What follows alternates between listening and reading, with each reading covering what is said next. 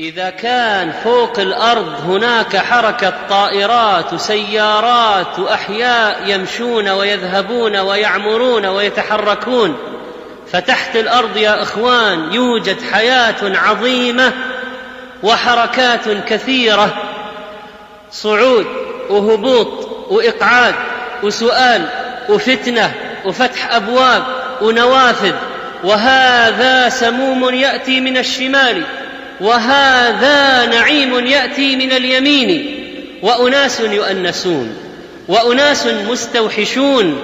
هناك عالم آخر تحت الأرض عدد الناس الذين فيه أكثر من الذين فوق الأرض، لكن الناس كثيرا ما يغفلون عن هذا. ماذا يوجد تحت الأرض؟ ماذا يحدث تحت الأرض؟ حياة كاملة، حياة أطول من حياتنا الدنيا. كم سنعيش في الدنيا؟ 70 سنة. تحت الأرض سنعيش أكثر. بل إن ابن القيم رحمه الله يذكر أن نسبة حياتنا هذه إلى حياتنا تحت الأرض غير اللي في الآخرة، كنسبة حياتنا في بطون أمهاتنا 9 أشهر إلى حياتنا الدنيا المعدل 70 سنة. ترى تحت أطول والله. كل من عليها فان. قال العلماء في هذه الآية تعزية لجميع الناس، فإنه لا يبقى أحد على وجه الأرض حتى يموت، ولو نجا من الموت أحد لكان خير خلق الله محمد بن عبد الله صلى الله عليه وسلم، الذي قال الله له: إنك ميت وإنهم ميتون. الجنازة تقول: قدموني قدموني. الجنازة تقول كما جاء في الحديث الصحيح: إما خير نسرع بها إليه، وإما شر نضعه عن أعناقنا. قال عليه الصلاة والسلام لما مر عليه بجنازة: مستريح ومستراح منه. قالوا: يا رسول الله، ما المستريح وما المستراح منه؟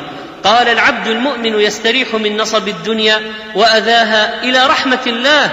ترى الدنيا مليانة مصائب وهم وغم وحزن وضيق وحسد وتنافس وسحر وعين وفقر وشدة وحاجة وكربات ومصائب وقطع علاقات، وهذا يحفر لهذا، وهذا سقوط، وهذا لا يجد وظيفة، وهذا عليه ديون. الدنيا مليئة بالهموم. قال: المؤمن مستريح. العبد المؤمن يستريح من نصب الدنيا وأذاها إلى رحمة الله، والعبد الفاجر يستريح منه العباد والبلاد والشجر والدواب. يجب أن نعتني بتحت الأرض. نحن كثيرا اعتنينا بالأشياء فوق الأرض يا أخوان. إن هذا الموت قد أفسد على أهل النعيم نعيمهم. قال مطرف: فاطلبوا نعيما لا موت فيه. قال الحسن: فضح الموت الدنيا فلم يترك فيها لذي لب فرحا. الآن جالس مجلس ذكر في المسجد، ملائكتك معك يحضرون، وإذا ذهبت إلى مجلس شر وفساد الملائكة معك، فهي تحمدك تقول: جزاك الله خيرا، كم مجلس ذكر أحضرتنا. وإذا كان رجل صاحب الشر فيقولان: لا جزاك الله عنا خيرا، فكم مجلس سوء أجلستنا. الأموات الذين ماتوا قبل يسألون الميت الجديد: إيش أخبار فلان وإيش أخبار فلان؟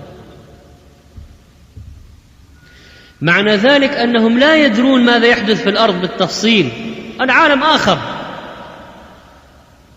وهم أغنياء عن هم الدنيا ونكدها أصلا.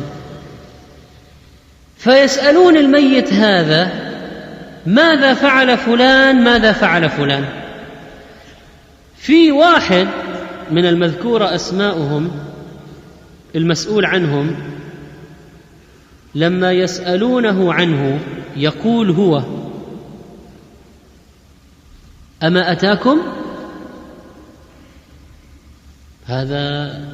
هذا مات، كيف ما تدرون عنه؟ أما أتاكم؟ فعند ذلك يستنتجون ماذا يستنتجون؟ قالوا: ذهب به إلى أمه الهاوية.